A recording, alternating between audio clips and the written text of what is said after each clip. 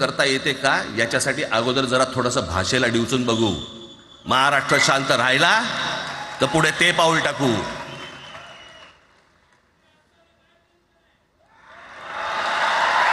कोणाची माय व्हॅली आहे त्यांनी महाराष्ट्राला हात घालून दाखवावं, मुंबईला हात घालून दाखवावं.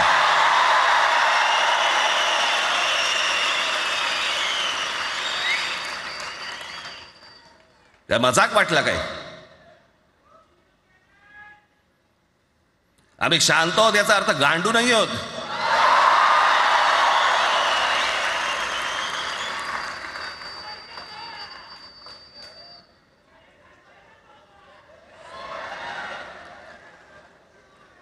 काही अंगावरती लादायचा प्रयत्न करता आणि मग आता माघार घेतली ना, मग माघार घेतली त्याचं काय करायचं? मग वेगळ्या ठिकाणी वळवा सगळं प्रकरण. वेगळ्या ठिकाणी म्हणजे कुठे? ठाकरेंची मुलं इंग्रजी मीडियम मध्ये शिकली, बरं मग पुढे? म्हणजे दादा भुसे मराठी मीडियम मध्ये शिकून शिक्षण मंत्री झाले, देवेंद्र फडणवीस इंग्रजी मीडियम मध्ये शिकून मुख्यमंत्री झाले. कुठे काय शिकले याचा काय संबंध?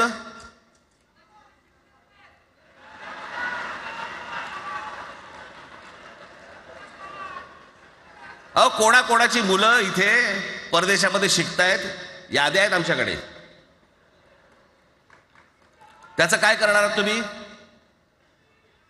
आणि त्याच्यातल्या त्याच्यात मंत्रिमंडळातल्या एक एक मंत्र्याचं हिंदी आहे का? फेफरं येईल फेफरं.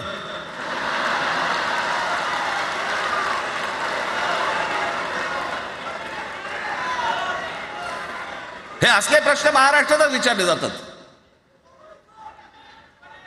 आता मी तुम्हाला अजून एक गोष्ट सांगतो.